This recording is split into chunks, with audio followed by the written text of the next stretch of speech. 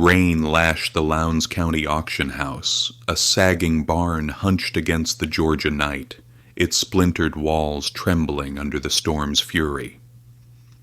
Inside, Lucy May Harper stumbled forward, her small frame dwarfed by the jeering crowd, her muddy sneakers slipping on wet concrete.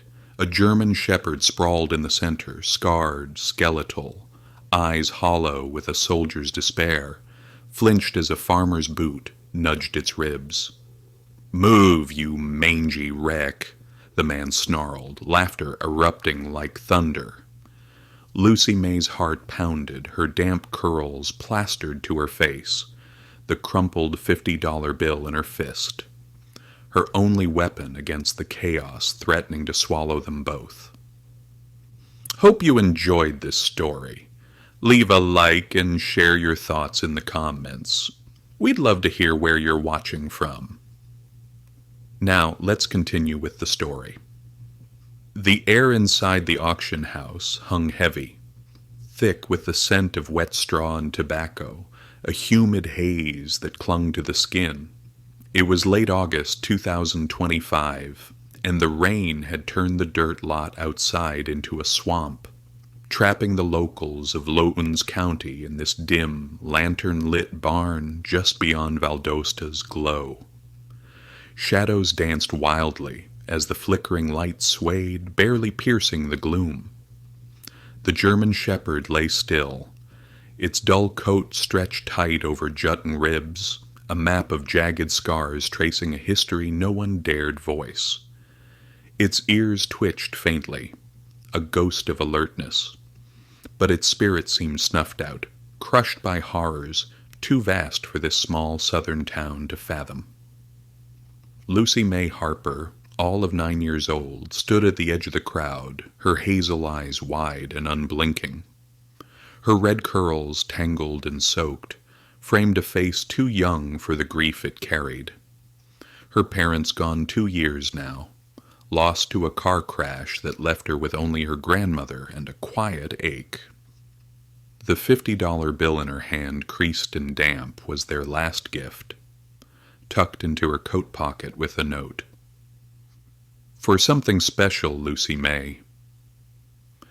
She'd meant to buy a doll at the general store, something to hug when the nights got too dark, but now, staring at the dog, she felt a tug deeper than want, a need to save something as broken as she'd once felt.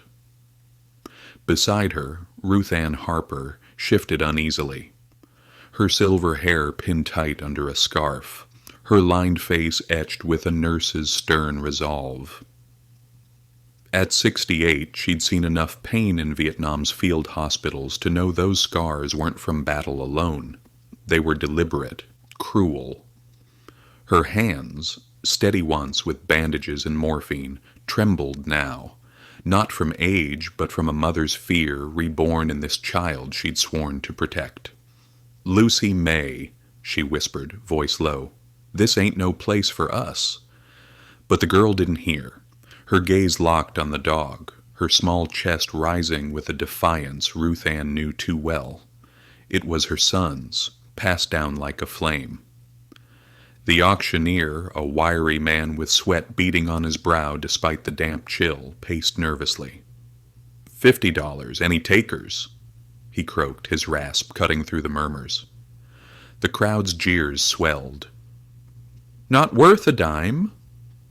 "Damaged goods," a chorus that battered the air like the storm outside. The dog didn't stir, not even as a woman in a quilted jacket sneered, "Ought to be put down." But Lucy May saw something else in those hollow eyes, a flicker faint as a candle in wind that mirrored the night she'd cried into her pillow, wishing for her daddy's voice. In the back, Amos Tully leaned on his cane, his grizzled face half hidden in shadow. At 74, the ex-K-9 sergeant carried a limp and a scowl, his years training military dogs etched into every wrinkle. He'd come for a rusted plow, not this, but the sight of the shepherd stopped him cold.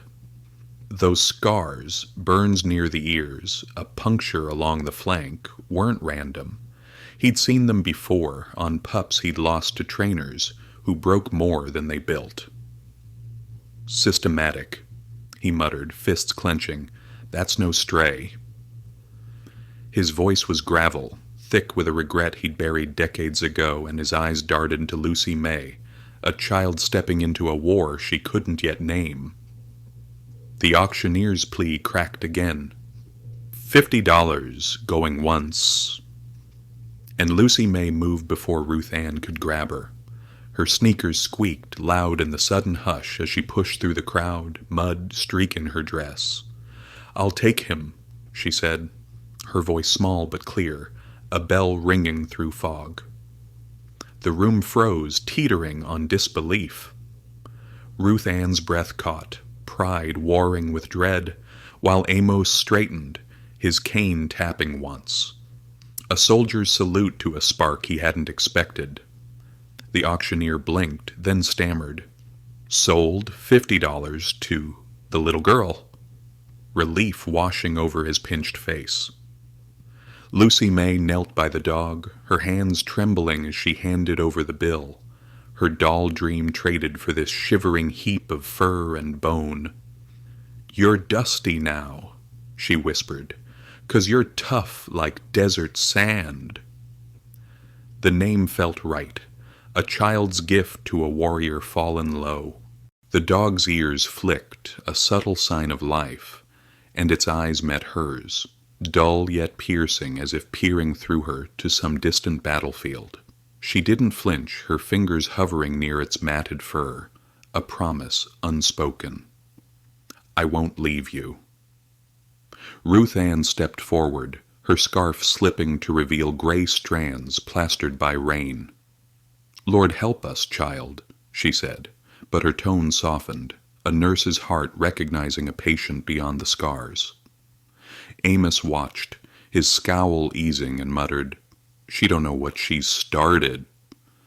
He'd seen military dogs retired with honors, not sold off like this. Carver's handiwork, he'd bet his cane on it. The injustice churned in his gut, a storm brewing behind his calm. A shadow moved at the barn's edge, a man in a black suit, his face obscured, scribbling in a notebook. He'd stood silent through the bidding, his cold eyes tracking Lucy May. But now he slipped out, the rain swallowing his steps. Amos caught the glint of a pen, a chill running down his spine. Someone was watching, and not for curiosity. The crowd parted as Lucy May tugged Dusty's worn leash, her dress dripping, her voice firm. "We're going home." Ruth Ann followed, her hand on the girl's shoulder, while Amos lingered, his gaze on the empty doorway, knowing this night was a spark about to catch fire. Outside, the storm raged on, mud sucking at their feet, sealing them into a moment of reckoning. Lucy May didn't look back, her small hand tight on the leash, but Dusty's head lifted slightly, a soldier sensing the road ahead. What none of them knew. Not Lucy May with her child's faith, not Ruth Ann with her weary wisdom, nor Amos with his haunted past, was how this choice would unravel a tapestry of pain and purpose, pulling them toward secrets buried deep beneath the scars. Rain tapped a steady rhythm on the tin roof of the Harper farm, a weathered sprawl of pine woods and cotton patches hugging the muddy banks of the Withlacoochee River, 10 miles out from Valdosta's lights. The night was thick with August damp, the air heavy with the scent of wet earth and river moss, curling through the cracks of the old house like a sigh. Lucy May Harper sat cross-legged under the sagging porch overhang, her red curls plastered flat from the auction house storm, her dress still streaked with mud. Beside her, the German shepherd she'd named Dusty trembled, his scarred body pressed against the warped boards, his dull coat glistening faintly in the flicker of a lantern Ruth Ann had hung. His eyes, hollow yet sharp, stared into the dark beyond the pines as if trapped in a war Lucy May couldn't see. She didn't mind the wet seeping through her clothes. "We got horses out back," she said, her voice soft and high, a child's chatter cutting through the rain's drone. "Biscuits brown and sugars white like snow. You'd like 'em, Dusty. I bet you're fast like them." Her small hand hovered near his matted fur, not touching, just close enough to feel his warmth. She'd wanted to pile straw in the barn for him, a cozy spot like she'd seen in picture books, but Dusty wouldn't budge from the porch. His ears twitched at her words, a faint sign he was listening, but his body stayed rigid. A soldier braced for a blow she couldn't fathom. Ruth Ann Harper stepped out from the kitchen, her silver hair glinting under the lantern's glow, her scarf gone now, leaving strands damp against her neck. She carried a chipped mug of tea, steam curling up like a fragile prayer, but her sharp eyes were on the dog. At 68, she'd patched enough soldiers in Vietnam to know those scars, burns, punctures, lines too neat for battle, spoke of cruelty, not courage. "Lucy May," she said, her voice low but firm. "He ain't a teddy bear you can cuddle. He's hurt deep, might not ever come round." Her hand shook slightly, not from the chill, but from a dread she'd felt since the auction. A nurse's instinct that this child's heart was wading into waters too dark. Lucy May tilted her head, her hazel eyes bright, despite the gloom.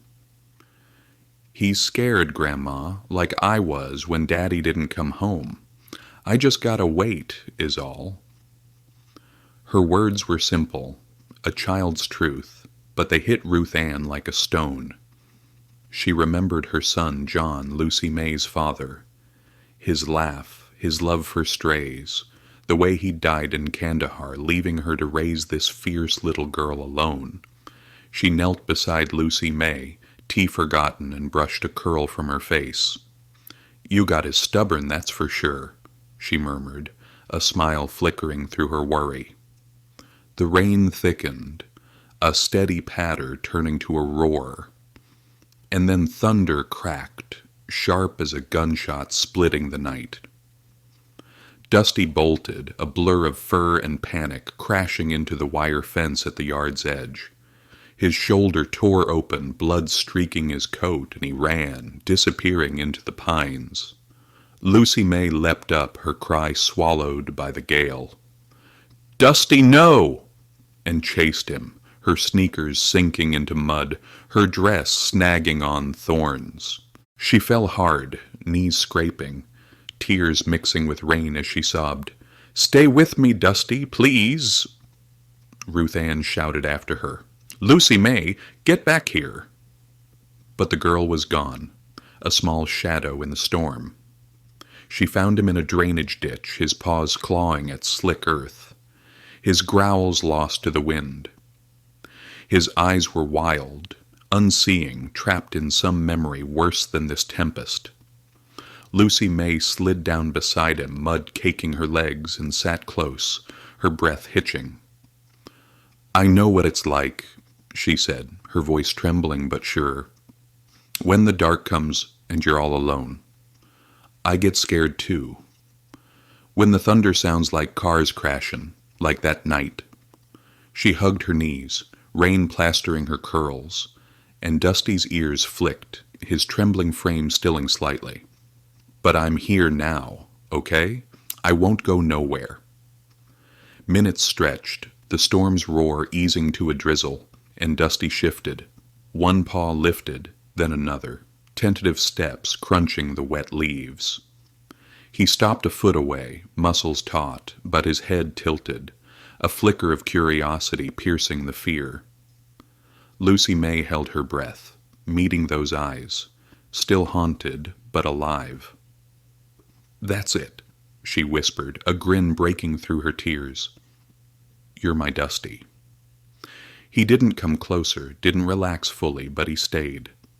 A shadow against the dripping pines, and that was enough for her. Dawn crept over the horizon, a pale gray, washing the farm, when Clara Beth Simmons's truck rattled up the gravel drive. At 62, the veterinarian moved with a quiet grace. Her gray-streaked hair tucked under a cap, her battered medical bag slung over one shoulder. She'd heard about the auction from Ruth Ann's call and brought scraps of military records from a friend at Moody Air Force Base. Stepping onto the porch, she saw Lucy May and Dusty, mud-streaked and weary, and paused. "Rough night, huh?" she said, her drawl warm but edged with concern. Ruth Ann met her at the door, nodding toward the dog. "He won't let us near him. Growls at anything that moves." Clara Beth crouched 6 feet away, her eyes tracing Dusty's scars. She reached for her bag, and his hackles rose, a low rumble deep in his chest. "Easy, boy," she soothed, freezing.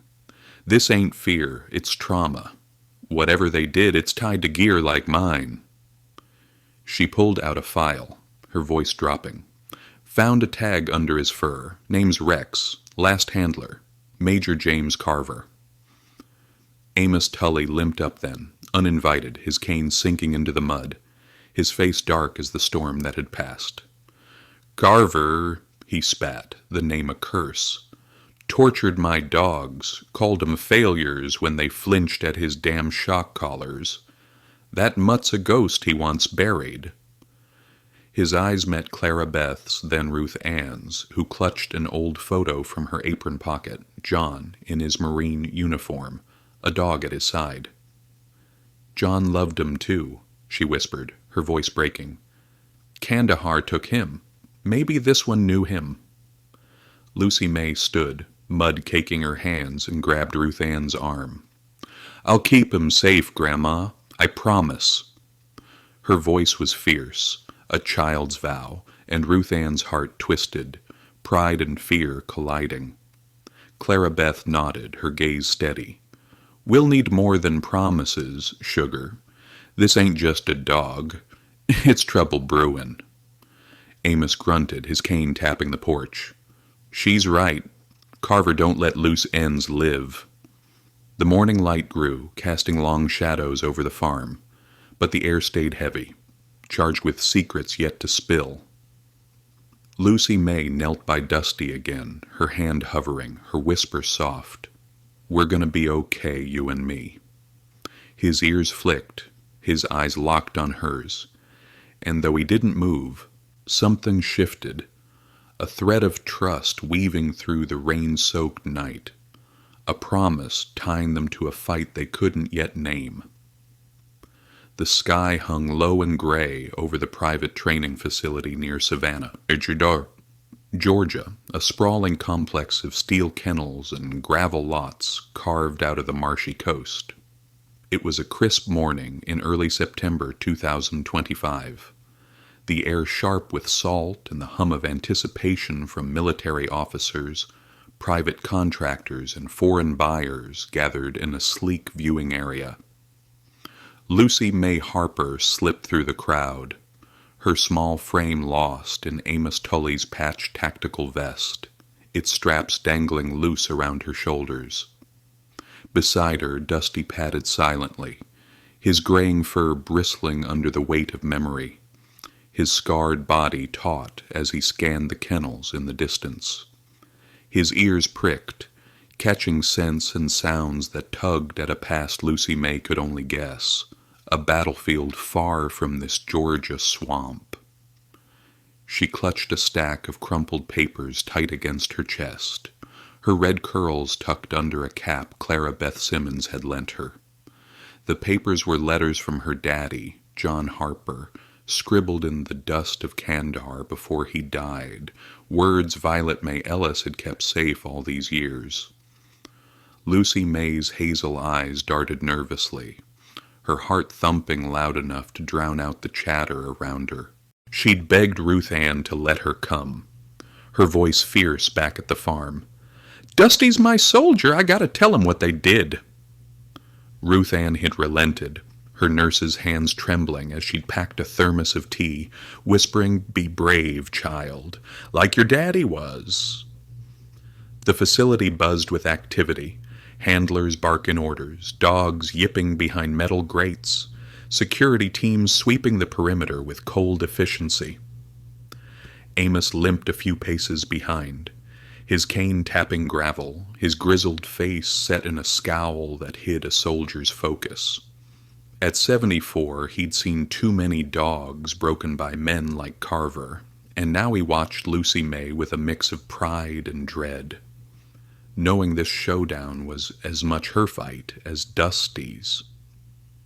Clara Beth lingered near the entrance, her medical bag slung low, her gray eyes tracking a black SUV idling at the edge of the lot, the same one Amos had spotted leaving the auction house weeks ago. Violet May Ellis moved through the crowd, her silver hair tucked under a scarf, her soft voice steady as she handed out copies of John's letters to anyone who'd take them. At 70, the retired schoolteacher carried a quiet strength, her hands steady despite the tremor in her breath. She'd taught Lucy May to read, and when Ruth Ann had called her with the truth about Dusty, she dug through an old trunk to find John's words, proof that Rex, as he'd been then, had saved lives in Afghanistan, only to be punished for it. "He wrote this the night before," she murmured to a gray-haired officer, her finger tracing faded ink. "Said Rex disobeyed to warn him. Carver marked him for it." At precisely 9, Major James Carver took the stage, his tailored suit crisp, his voice booming over the loudspeaker. "Ladies and gentlemen, welcome to the future of tactical canine training." His smile was polished, his lies smooth as marsh water, touting success rates that made the crowd lean in, oblivious to the rot beneath. Lucy May edged closer, Dusty at her side, her small hands shaking as she whispered, "We're gonna fix this, Dusty. For Daddy, too."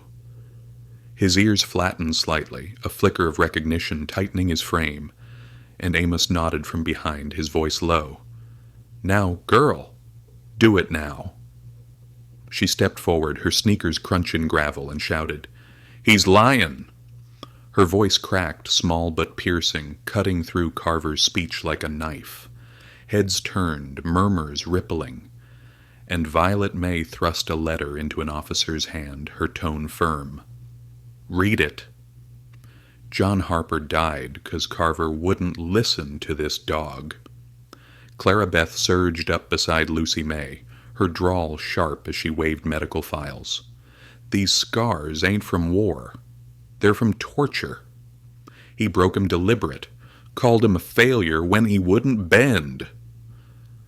Carver's smirk faltered, his eyes narrowing as he spotted Dusty. "Well, well," he said, stepping down, his boots thudding on the platform. "A little girl and a washed-up mutt." He pulled a device from his pocket, a high-frequency emitter, its whine slicing the air. A tool from Dusty's nightmares. The dog flinched, his ears flattening, but he didn't cower. He stepped in front of Lucy May, his stance rigid, a soldier shielding his own.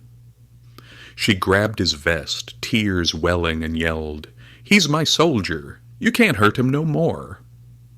The crowd parted as Ruth Ann pushed through, her silver hair glinting, her thermos forgotten in her hand. "Leave my grandbaby be," she snapped, her nurse's authority ringing out.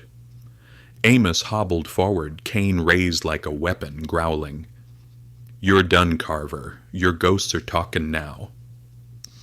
Then came the Lowndes folks, kids with Save Dusty signs, women with candles from the church, even old farmers who'd scoffed at the auction, chanting, "Dusty's ours." Their voices swelled, a tide crashing against Carver's men, who hesitated, hands twitching near their belts. A sharp crack split the air, fire licking the kennel roof, smoke curling upward.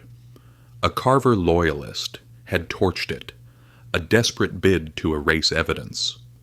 Screams erupted, handlers stumbling out, but two sedated dogs remained trapped, their whimpers piercing the chaos. Dusty bolted before Lucy May could grab him, vanishing into the smoke, his vest a fleeting gleam. "Dusty, no!" she wailed, lunging after him, but Ruth Ann caught her, arms tight. "He's saving him, honey! Let him!" Inside, the heat clawed at Dusty's fur, smoke stinging his lungs. He moved with purpose, years of training guiding him through the haze, his nose finding the dogs slumped in crates. He nudged them, barking sharp and low, rousing them from their stupor. Flames roared overhead, beams groaning. But he pressed on, guiding them toward the exit. A beam crashed, splitting the path, and the two staggered out, collapsing into waiting arms. Dusty was nowhere in sight. Lucy May broke free, sobbing, "Dusty!" as Amos charged Carver, pinning him against a wall with his cane until FBI agent Daniel Reese snapped cuffs on his wrists. "It's over, Major," Reese said, his badge flashing. Smoke thickened, the roof sagging, and Ruth Ann pulled Lucy May back, her voice breaking. "He's a fighter, child, like your daddy." The crowd watched, breath held, as flames painted the marsh in stark oranges and blacks. Then, a crash. Dusty burst through a weakened wall, singed and gasping, collapsing yards from the blaze as the kennels caved in behind him. Lucy May ran to him, dropping to her knees, her hands hovering over his scorched fur. "Don't go, Dusty, please don't go," she choked, tears cutting through the soot on her face. Ruth Ann knelt beside her, whispering, "You gave him a family, Lucy May. He's holdin' on for you." Clara Beth raced over, her bag spilling open, barking orders to handlers who carried Dusty to a van. The Lounsfolks followed, candles flickering in their hands, a silent vigil forming as night fell over Savannah. Violet May clutched John's letters, her eyes on the horizon, knowing this fight wasn't done, not until Dusty breathed easy again. The fire's roar faded, but the battle hung in the air, a thread tying them all to a dawn yet to break. The sun dipped low over Dusty Haven K9 Sanctuary, casting a golden glow across the Harper Farms rolling cotton fields and whispering pines, a quiet corner of Lowndes County, Georgia, transformed by 2 years of grit and grace. It was October 2027, and the air carried the crisp bite of autumn, mingling with the earthy scent of the Withlacoochee River winding nearby.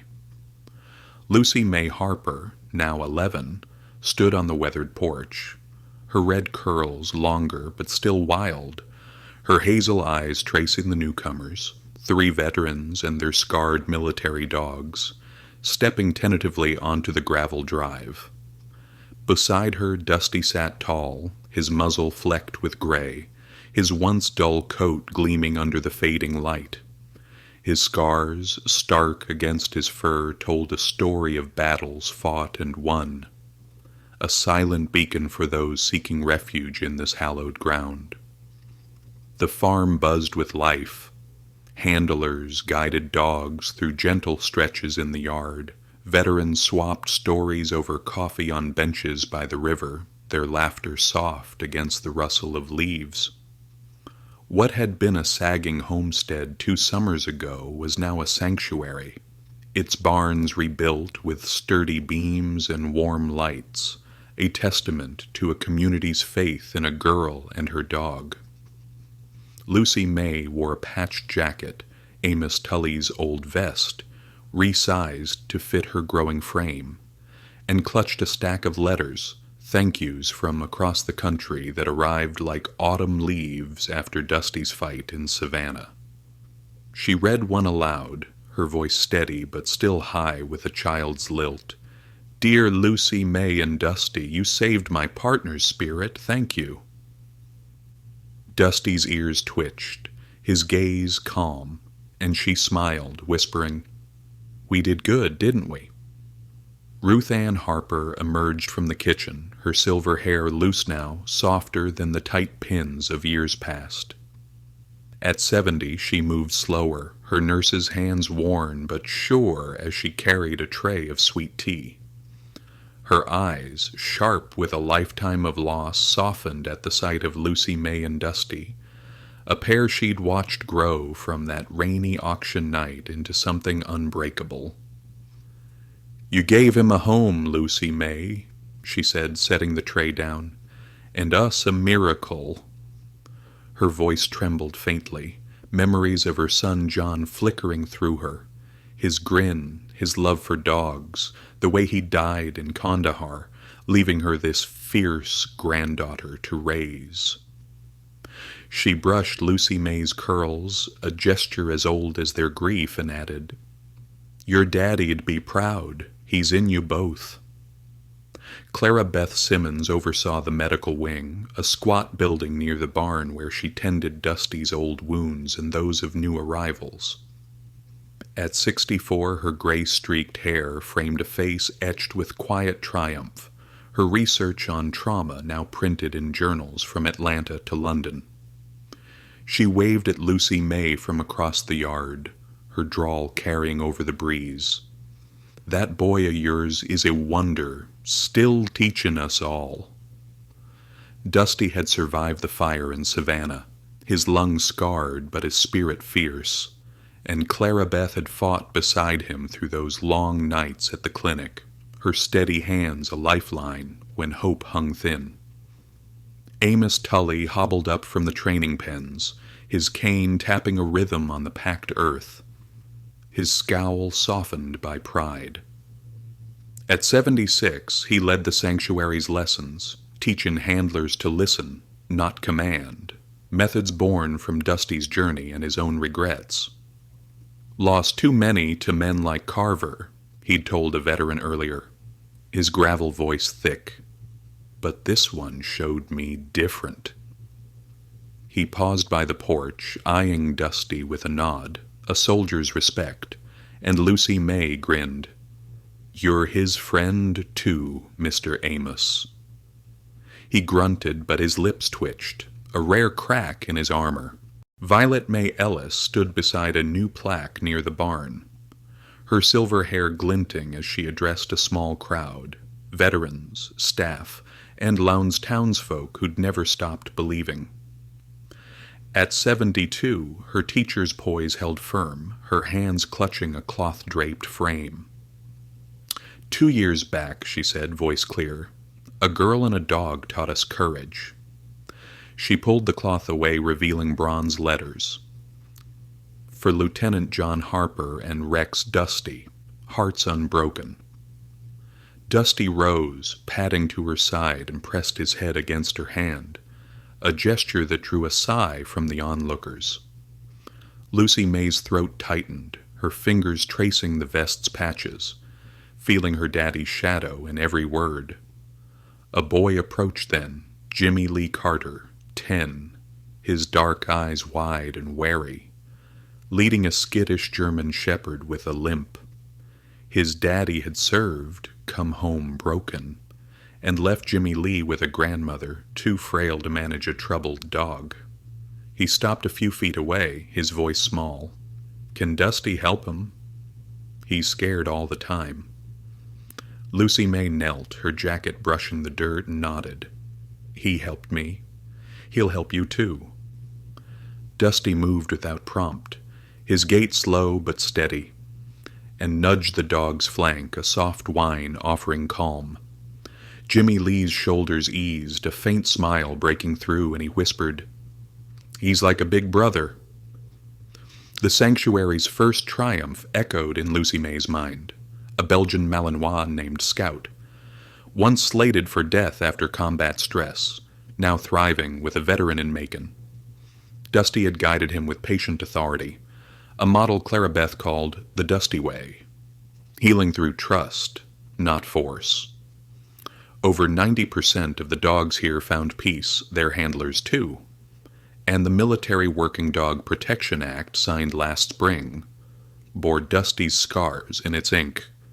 Care for retirees, bans on cruelty, a legacy stretching beyond Georgia's pines. A letter arrived that morning, slipped into Lucy May's stack by Ruth Ann, its envelope worn and stitched shut. She opened it, her fingers trembling, and read aloud. Dear Lucy May, Dusty saved my boy in Kandahar. I sewed this blanket for him, but he never got it. A small quilt spilled out, patched with desert tan and blue, and Lucy May's tears fell, splashing the fabric. Oh, Dusty, she choked, draping it over his back. You're my hero, always. He leaned into her, his warmth grounding her sobs, and Ruth Ann knelt too, whispering, He carried John's heart, and yours.